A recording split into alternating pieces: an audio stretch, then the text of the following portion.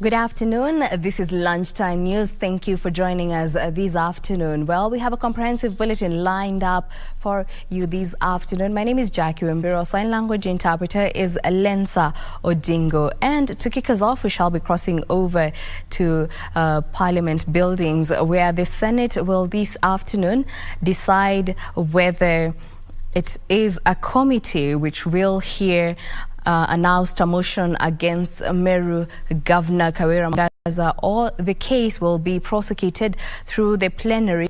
This will be decided through a special sitting that has been convened by the Senate, which was on a 2-month recess. If Senate decides to form a special committee comprising 11 of its members to investigate the impeachment allegations, then the committee will have 10 days from the special sitting date to hear the matter and make its recommendation to the House. Section 33(6) subsection A of the County Governments Act says if a special committee reports that the particulars of any allegations against the governor have not been substantiated, further proceedings shall not be taken in respect to that allegation. However, if the special committee finds that the reason for the removal of the governor cited by the MCAs are weighty and proven, then the committee can recommend the ejection of the governor through the entire Senate has to vote to either endorse the recommendations or reject it. Now, remember, Governor Mwangazza was impeached after just 112 days in office, with all MCAs present at the Assembly voting unanimously to have the first-term governor removed from office. We shall now be crossing over to Parliament buildings, where our reporter Edward Kabasa will give us more details on what to expect. Kabasa? Good afternoon, Jackie Wambiru. We are live at the Parliament of Kenya, where this afternoon the Senate has convened a special sitting beginning 2:30 to consider the impeachment of Governor Kawira Mwangazza. Just like you said, the governor was impeached by the Meru County Assembly. 67 members of the County Assembly voting in support of that impeachment motion, which was moved by the Abagote MCA Kyogora. And this afternoon, just like her previous colleagues, Governor Mwangazza, I beg your pardon, finds herself put to her defense to tell the senators and the Senate as a whole why the impeachment motion by the County Assembly should not stand. I am joined by the Senator for Kisumu County, Senator Professor Tom Ojenda. Good afternoon, Senator. Afternoon. A momentous occasion here, not just for the Senate, but for Kenyans and Meru residents, to be exact. This is not a new thing that is happening in Kenya. We have seen senators debate, discuss impeachment motions before. We did see the former Kiambu governor sent home. We also did see the former Nairobi County governor sent home. What does this moment mean for Mwangazza, and what does it mean for the people of Kenya, especially the people of Meru? I think it is a test of the Constitution, because the Constitution under Article 181 sets a framework for impeachment where governors violate the Constitution, commit national or international crimes, or basically undertake or do acts that amount to gross violation of the law and of the Constitution. Let me say that we have a task as Senate to consider motions brought to us under Section 33 of the County Government Act, and the first step is what we shall do today. The first step under Section 33 is for the Senate to determine whether it shall proceed by way of plenary, which means that the 68 senators, or the 47, if you may, voting in the end, will determine the fate of the governor. That's number one. Number two, the Senate can choose to proceed by way of committee. That's a committee of 11 appointed by Senate. Now, that committee then would hear the complaints by the governor, and in the event that the committee acquits then it shall be so adopted by Senate. If the committee convicts, then the Senate shall vote after the committee proceeds. I think this is the first step, and we are here as Senate to sit and to deal with those questions. Questions have been asked about the threshold needed to impeach a governor, with some arguing that perhaps it is time to relook that particular article of the Constitution and make it not very easy to impeach. What is your take on that? I think that depends. There's a lacuna in the law. The lacuna exists in terms of time frame. This is a unique impeachment coming only 4 months after a general election. Very unique. Number two, it is also unique in the sense that for the first time, we are seeing an impeachment or a motion signed by 67 out of 68 members of the County Assembly. That's very unique as well. Number three, the question of time frame is unique. No senator has been impeached after only being in office for 4 months. So I agree with you that there is need perhaps for Senate to consider a law in the future, a law that would, for instance, deal with the question of the time for impeachment and the threshold question. I've litigated the threshold. I defended the Senator for Wajir Abdullahi successfully. I was involved in the Wambiru case on the other side as well. So I've been involved in these matters. I understand them very well. But what is important is that it is premature at this point to discuss the merits or demerits of the Mwangaza impeachment, because the documents will be served once the procedure is agreed. All right. Finally, this is a political process, and some have argued that had the governor been a member of any of the political parties that formed government, perhaps the situation would have been different. Is there a silver lining for Governor Mwangaza, politically speaking? I agree with you that this will be a political process. I know that the Meru County Assembly has 21 members from UDA and 20 from the Mbas party. And I think largely the political dictates of our time or of the present will determine a lot of things on the impeachment. One, because we have a majority in the House from UDA, that's number one. But number two, fundamentally, because the impeachment will also follow the law. It will depend on the issues. Because you cannot impeach without issues. That's number one. But number two, again, you cannot convict without issues. But where there's overwhelming evidence, again, you cannot run away from convicting. Thank you very much. Thank you very much. That is the Senator for Kisumu County, Senator Professor Tom Ojenda, giving us what to expect. Of course, the charges will be read out. And as we speak, the House Business Committee is meeting.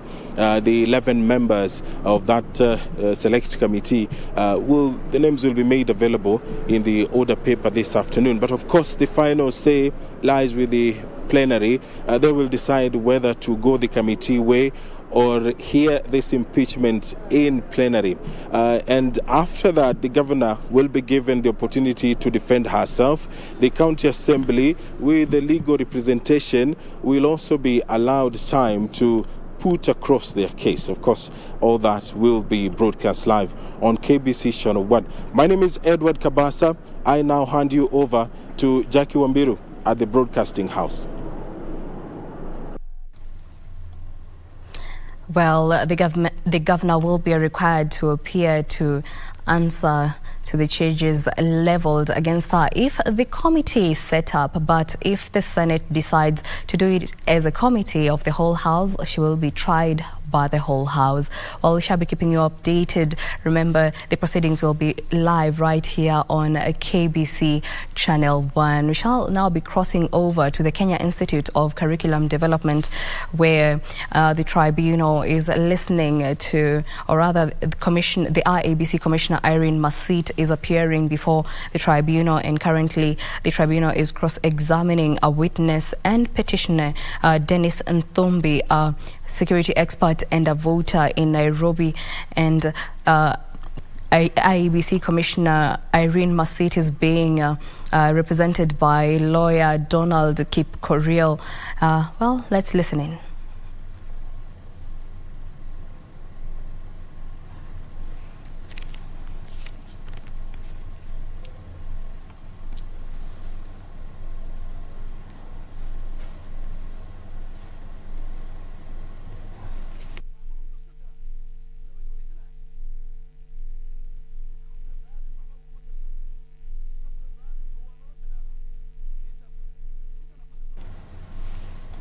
Well, we shall be keeping you updated in that report. For now, we move on.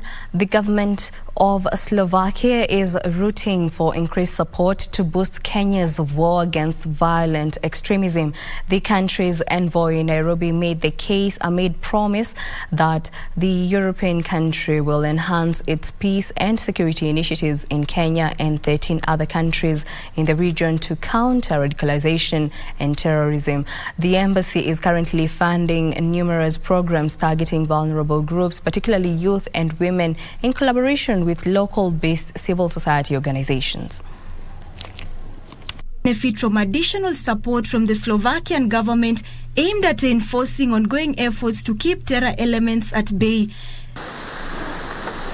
The Slovak embassy in Nairobi disclosed on Monday that it will continue to channel much-needed technical and material support into programs aimed at deterring Kenyans from being enlisted to extremist groups.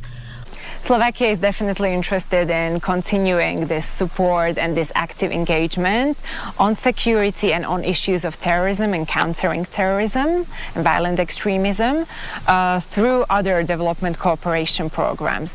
We believe that root causes of this must be addressed. One such program is the Women Against Terror initiative that is run by Epuka Ugaidi, an ungovernmental organization dedicated to fight against radicalization with the support of the embassy. There is still a general perspective when speaking about radicalization and terrorism that this affects mostly men. And if affecting women, we always think of women being affected through men. We must prevent radicalization in order to bring stability and security.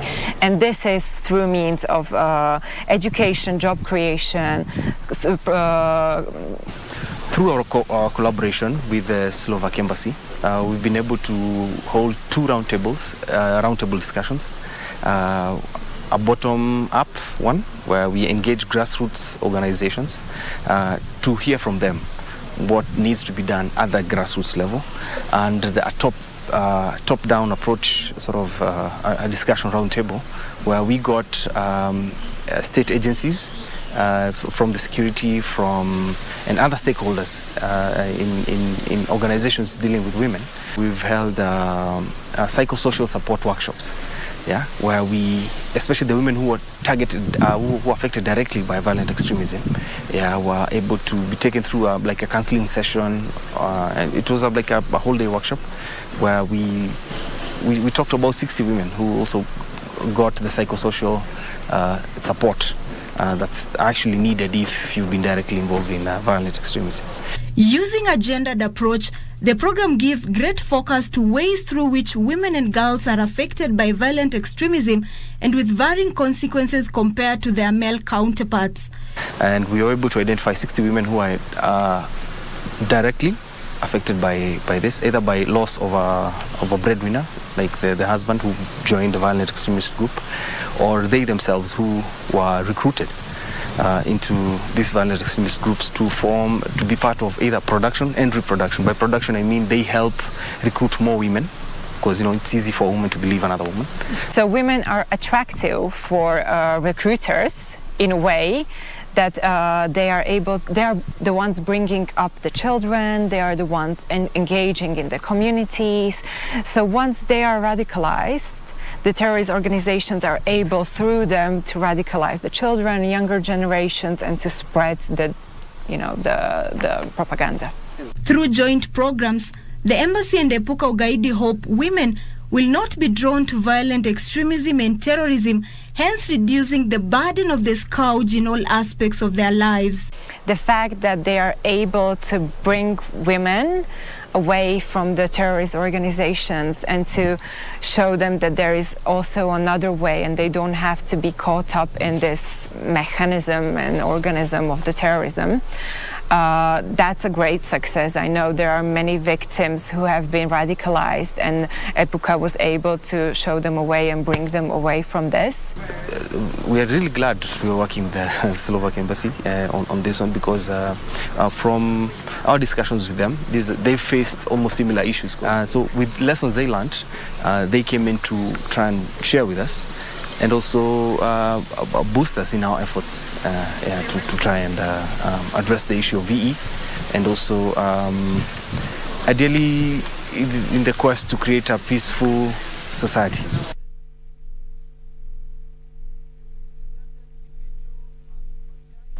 Dagoretti North, a Member of Parliament Beatrice Elachi has launched a massive recruitment exercise for women leaders to get scholarships on leadership courses. There are 1,000 scholarships offered by European Business University worth €74,000 per year, expected to run for the next 5 years, aims to broaden their knowledge and equip them with leadership skills. Yes, please. I want to thank the European Business University for giving us women in Kenya the opportunity to be part of your Women and Leadership program. Many of the women who went through the program have benefited wherever they are. Some are within the county assemblies, we are in Parliament, and one of the most important things that I just want to say is that we need the program to continue. I know it's a program that you need to be very dedicated and committed, especially those who have been elected and many of them who have been nominated, so that we start mentoring them to start building up into the year 2027 where they can also come out and vie. This is a program. In other news, Interior Cabinet Secretary Professor Kithure Kindiki has warned road users against flouting traffic rules, saying those found culpable will face the law. Speaking during a joint press briefing with Ministry of Transport, Kindiki at the same time directed the National Transport and Safety Authority to crack the whip hard on traffic offenders in a bid to curb road accidents during the festive season. The Ministry of Transport and Interior on Tuesday launched a road safety initiative. It is here that the Interior Cabinet Secretary Professor Kithure Kindiki read a riot act to the traffic offenders. I urge all Kenyans to exercise vigilance on our roads and to play their respective roles in ensuring all of us get to our destinations safe and sound. Kindiki tasked the National Transport Safety Authority to conduct a massive campaign on those flouting traffic rules. The CS regretted the huge number of those who perished these years as a result of road accidents. I have directed the police to work closely with the National Transport and Safety Authority and other state agencies to ensure the effective implementation of this exercise. It is our expectation that those who will find themselves on the wrong side of the law during this campaign will not only be arrested, but they will be subjected to the due process of punishment, including instant fines, where applicable. Sentiments echoed by his counterpart in the Roads Ministry, Kipchumba Murkomen, who say that the 4,432 who died this year can be avoidable if Kenyans adhere to the laid down rules. Tungeweza kuepuka ajali nyingi, lakini tunaona kwamba ni makosa ya kibinadamu vile watu wanaendesha gari, vile wana kwa mwendo wa kasi sana. Wengine pia wanaweka magari ambayo hayajasajiliwa kuwa barabarani. Zingine kwamba hatujafanya ile tunasema hatujakaguliwa ama kusema inspection. Magari haya ndio yako barabarani, magari ambayo pia tunajua kwamba haingefaa kuwa barabarani wakati huu.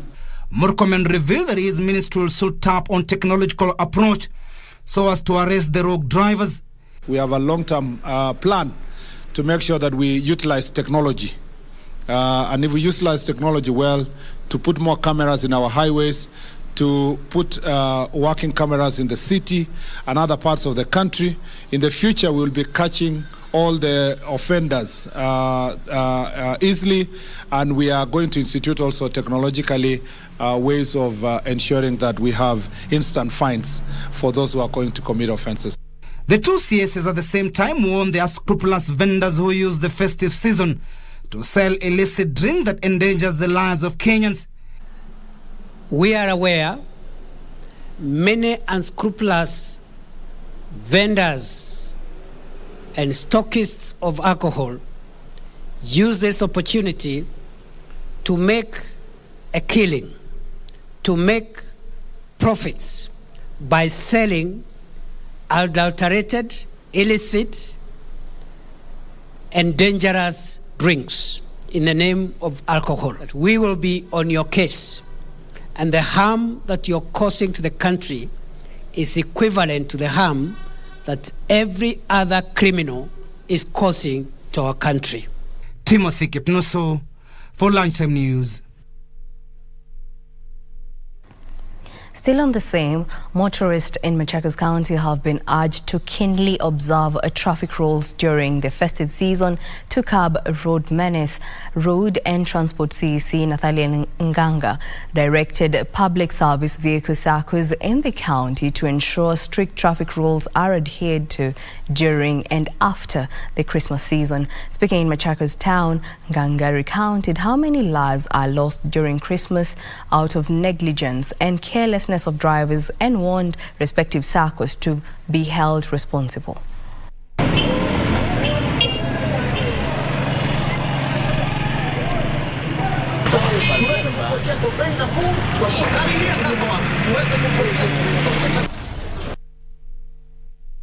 The National Steering Committee on Drought Responses has so far raised a total of 600 million shillings towards the famine mitigation kitty. The committee, led by Safaricom CEO, at the same time called on Kenyans to continue supporting government efforts to mitigate the ongoing drought that has so far affected over 4.3 million Kenyans. So far, the government has given 18 billion shillings and the development partners offering 48 billion shillings, money that has gone towards cash transfer and relief food distribution.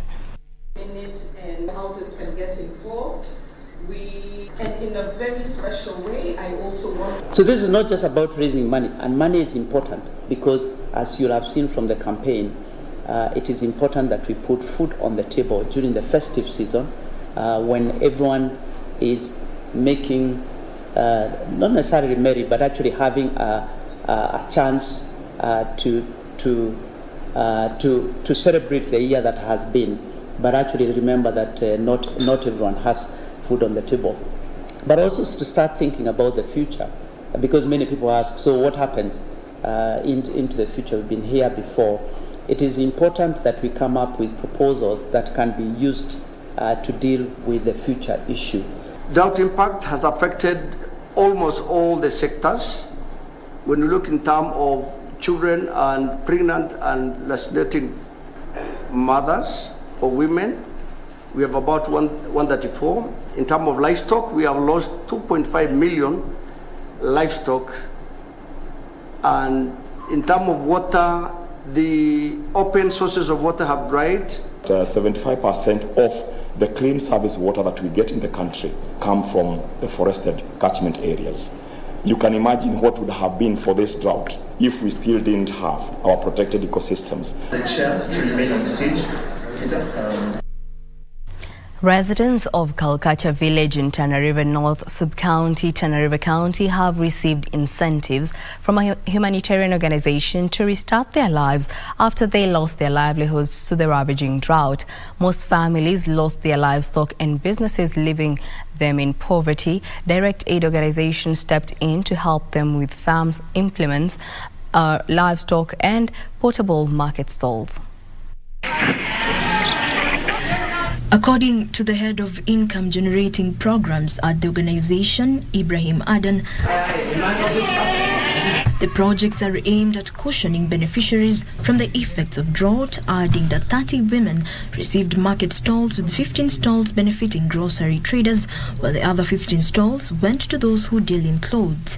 He added that 70 farmers will benefit from 3 farms with a total size of 70 acres tilled by the organization at the whole irrigation scheme. Tunataka kuinua community pale na projects ambazo kwamba ni 3.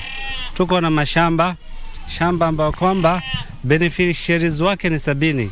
Tunawatayarishia shamba, tunawapatia mbegu na tunawalimia, na wakati ya kuvuna wanachukua wao mazao, inaenda inawasaidia wao huko nyumbani. Another group of 30 families received 150 goats to help restart their livelihoods after they lost their herd to the ravaging drought. Pia tuko na project ambayo kwamba ni ya mbuzi, unaziona hapa karibu. Beneficiaries ambao kwamba ni 30 na familia zao. Mtu mmoja anapokea mbuzi 5, anaenda analisha zile mbuzi, zinakuwa mingi, halafu anauza, inamsaidia yeye. Inainua wale watu ambao kwamba wanatoka katika hiyo kijiji. Rehema Mohammed could not hide her joy, saying that she lost her herd of goats due to lack of pasture, and the 5 goats given to her will be a major boost to her as she starts life again. Nashukuru kwa sababu hata nilikuwa na mbuzi 3, lakini kwa sababu ya ukame waliweza kufa. Sasa ilikuwa hata nilikuwa na shangaa nitafanya nini, lakini kwa vile nimepata hawa 5 nitawashikilia vizuri, nitakuwa ni mwenye kuwahudumia vizuri ili wapate kunisaidia katika masomo ya watoto wangu.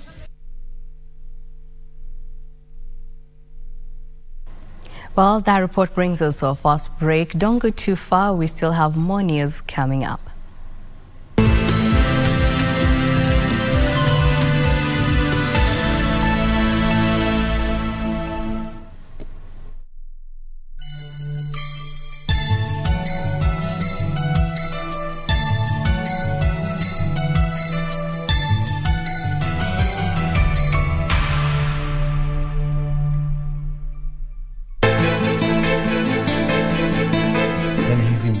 Wewe hujawahi kulishwa na mtu yoyote dunia hii. Sasa vipi ule mpango wako wewe na bi mkubwa umefikia wapi?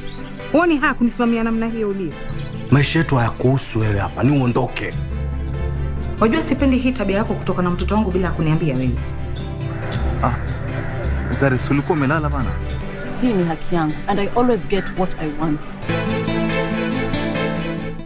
At KBC Channel 1, we put people at the heart of events with our captivating weekly news features. Every day, we are breaking new grounds with informative, entertaining, and inspiring human interest stories. On Mondays, 9 p.m., we have The Cabinets. Tuesday, 9 p.m., we get inside the barracks for military tales.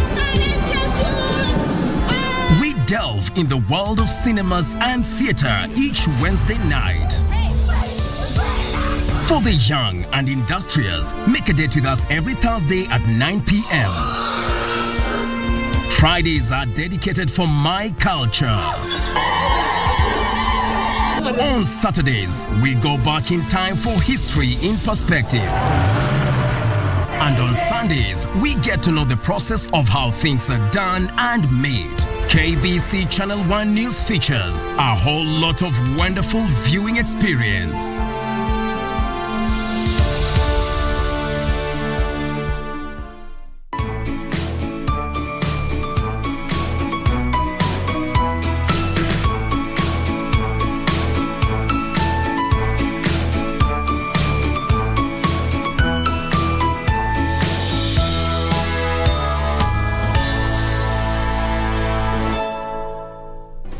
Do you have a news story to share with KBC? Get in touch swiftly on email news@kbc.co.ke or call 0723-892-654 or 0734-780-124.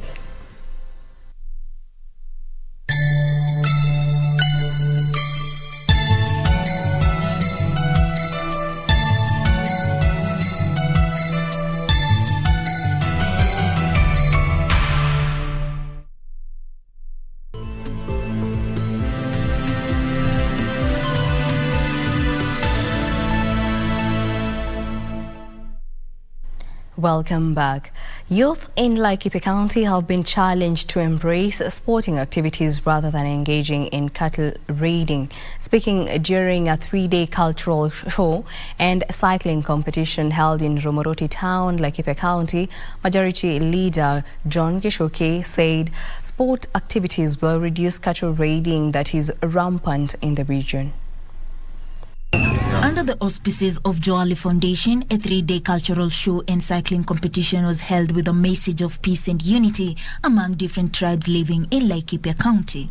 According to Laikipia Majority Leader, who is also the director of Joali Foundation, noted that the event not only promotes peace and unity among communities, but is a source of income to young people. Hii mchezo tumeuleta kwa sababu ya kuonyesha watu wa hapa hii mchezo inalipa. Ya pili, kuleta watu pamoja kwa sababu hapa tuko kabila mingi sana, na kuonyesha kwamba amani ni kitu ya maana sana. Hamasisha vijana ya kwamba kazi si kwenda kuipa ng'ombe tu. Kazi hata ya mchezo inalipa. Geoffrey Langat, a cyclist from Eldoret who participated in the race and emerged the winner, thanked the organization for organizing such an event, saying it will inspire upcoming local cyclists from the region to be part of the cycling team that will be competing worldwide. We are very proud for this organization, and so I'm here just to start my races for the calendar for the next season. And so I'm really happy to have made to win the race today. Pauline Nassimiu for Lunchtime News. A global forum in South Korea has condemned attacks on religious freedom in China, Japan and the Middle East during the second conference of Hope and Universal Human Rights and Religious Freedom. The political and religious leaders said clashes between dictatorial regime and free societies are endangering people's religious freedom and human rights, thus affecting democracy. Hundreds of political and religious leaders converged in Seoul, South Korea to sign a declaration in support of fundamental human rights and human dignity, as well as overcome threats to freedom of thought, conscience and religion. The leaders want the world to uphold universal freedom of thought and stand firm against forms of intolerance and hate towards others. This must begin with a laudable idea that can overcome the divisions of our current world. People-to-people connections through different religions, races, or beliefs must set the key foundation for peace in families, communities, and the nations. The Conference of Hope organizing chairman Dr. Yoon Yang-ho said freedom of religion is essential to democracy. The International Federation for Victory Over Communism will put its life on the line to fight until the end to stop the scheme and to defend Japan's democracy. The leaders have since condemned the policing of people with cell phones through tracking devices and facial recognition technology in the world. The Conference of Hope under the Universal Peace Federation transcends political, religious, racial and ideological boundaries to a unified world. The conference comes at a time when the world faces the threats of war, extremism, climate change and alleged increasing disregard for human rights. Irene Mchuma Udim, The Lunchtime News.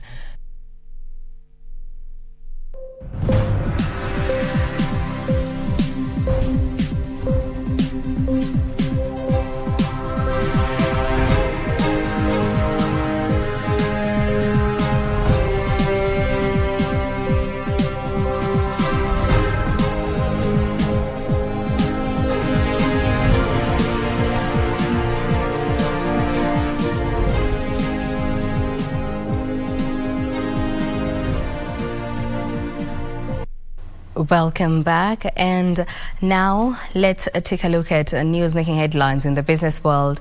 Use of short message services, popularly known by short form SMS, rose by 75% this year compared to 2020, when short message service continues to surpass limits whilst competing with other digital messaging applications. A report by Infobip shows that SMS use rose the highest in the banking and finance sector at 68%, while retail marketing pushed SMS use in the retail and commerce sector up by 22%. Despite a wide range of communication platforms now being available, including services such as WhatsApp, instant messaging apps such as Skype, and a range of social media platforms, text message still shows profound popularity 30 years after the first text was sent. The Infobip report shows that SMS has evolved from a personal messaging platform to a key tool for business to consumer communications.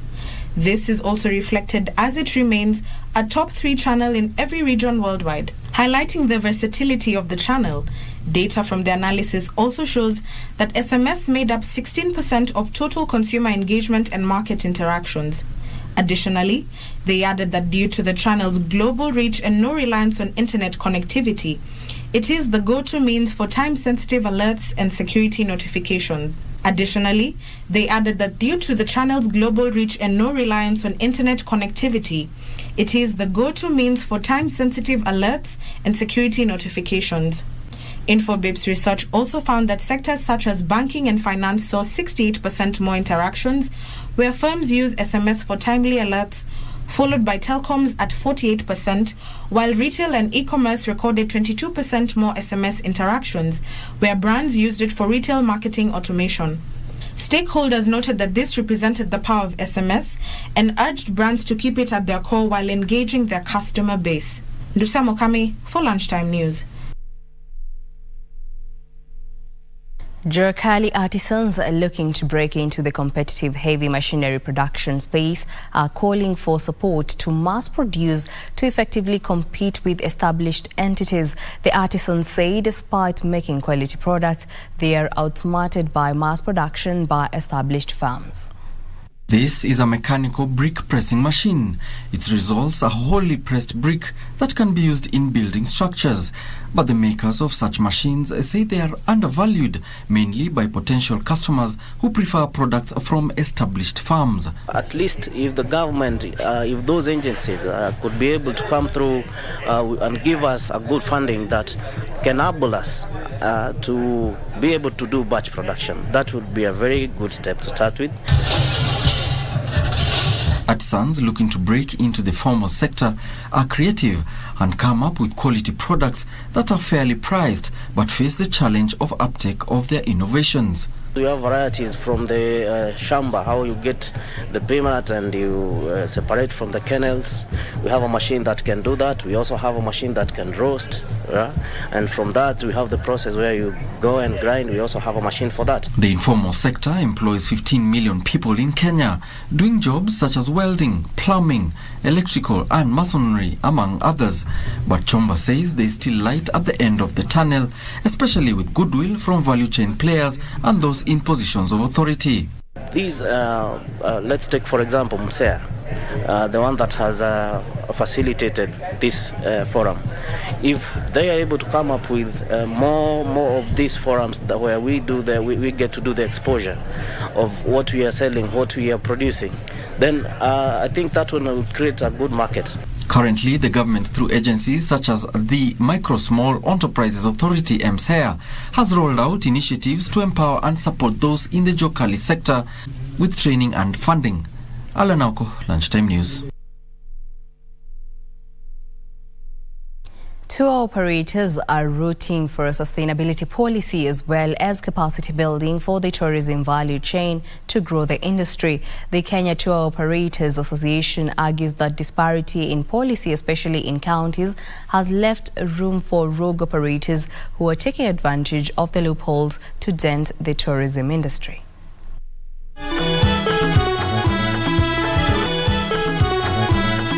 The white sandy beaches, majestic wildlife and rich culture make Kenya an attractive tourist destination.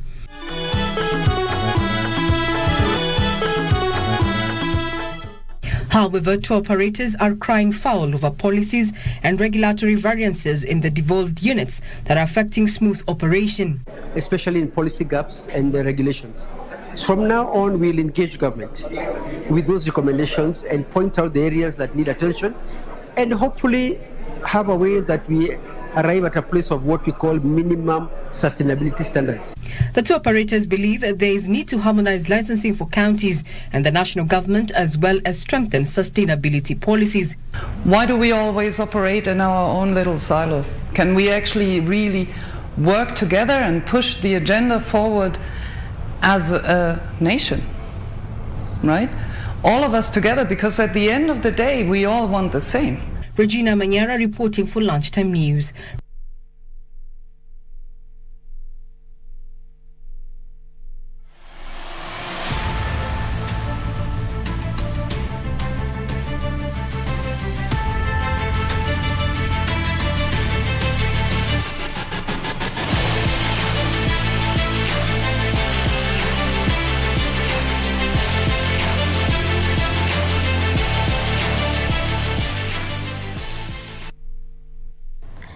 And now in the sports arena, the newly crowned world football champions Argentina arrived home early today ahead of a welcome home party in Buenos Aires.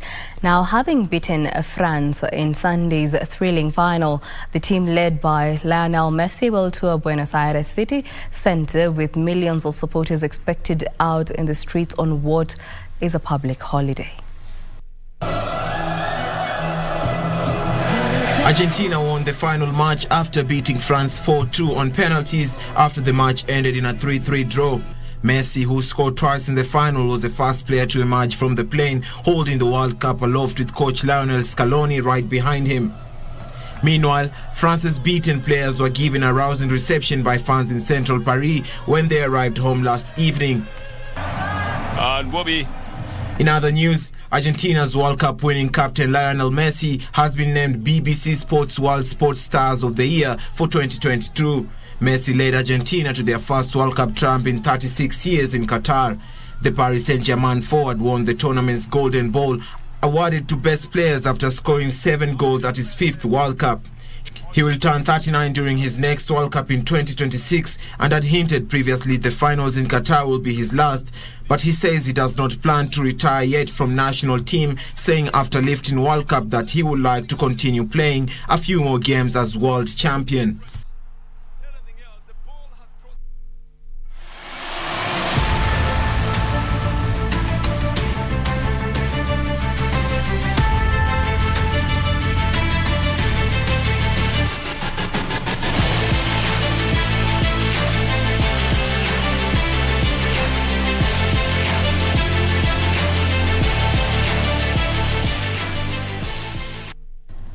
Well, that brings us to the end of our bulletin this afternoon. Thank you for choosing Lunchtime News. For more news, check out our website at kbc.co.ke. My name is Jackie Wambiru. Our sign language interpreter is Lensa Odingo. Enjoy the rest of the day.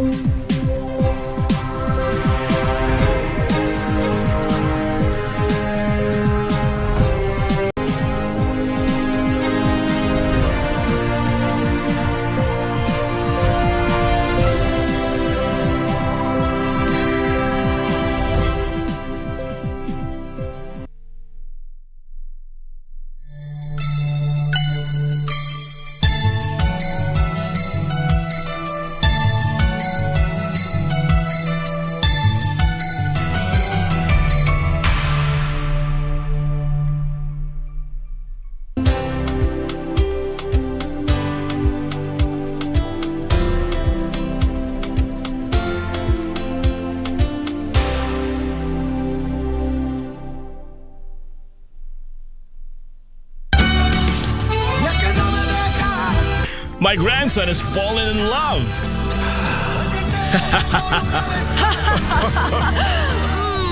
How glad I am to see you free. Lionel Madrigal. The very same one. You are placed under arrest for attempting to poison and endangering the health and lives of everyone in Hotel Malva yesterday. Will you please come with us? That's the body of the woman that's missing. I wonder how long she's been there. Have to go to Spain now, right away. What? It was you who paid Mirna Lionel to lace with ammonia the ceviche. She was already arrested. The only one left is you.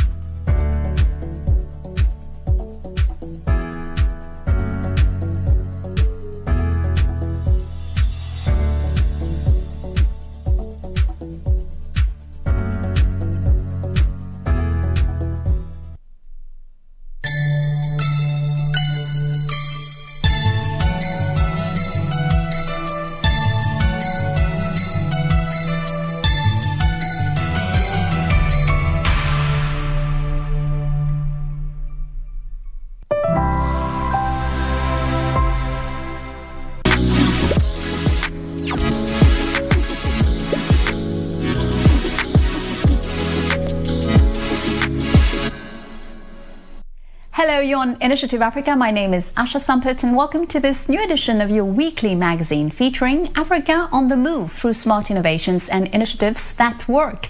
Let's get on with the show with our top stories today. Fighting for better healthcare in Africa. A child from the diaspora rose up to the challenge. Bola Bardé, a graduate of a major business school, has chosen to strive for a better living for all Africans. She invented a new insurance concept for the diaspora and their relatives back home. She's our guest today. Susu, a digital health service with a mission to bring affordable and accessible health solutions to the people of Africa. Telemedicine consultations online and at home are now possible in Cameroon with the new Clinic Home platform.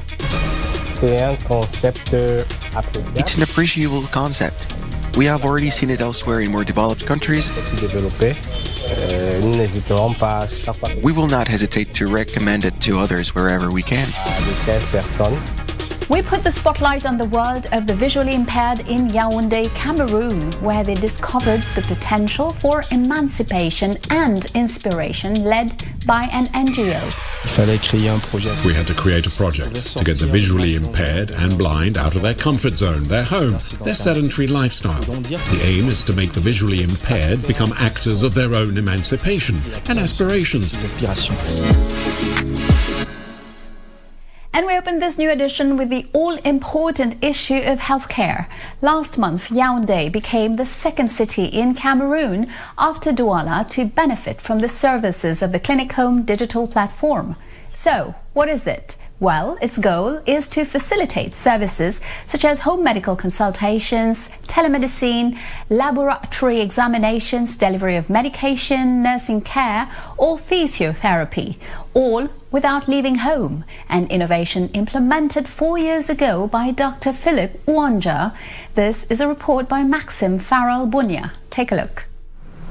Online consultation is just a click away. Stefan, who has been in bed for a few days now, has taken the plunge thanks to the eSanté Cameroon platform. With a smile, he tells us about his motivations. The fact that medicine is provided at home, psychologically, is a change because we are always afraid to go to the hospital. Now the fact that someone comes to treat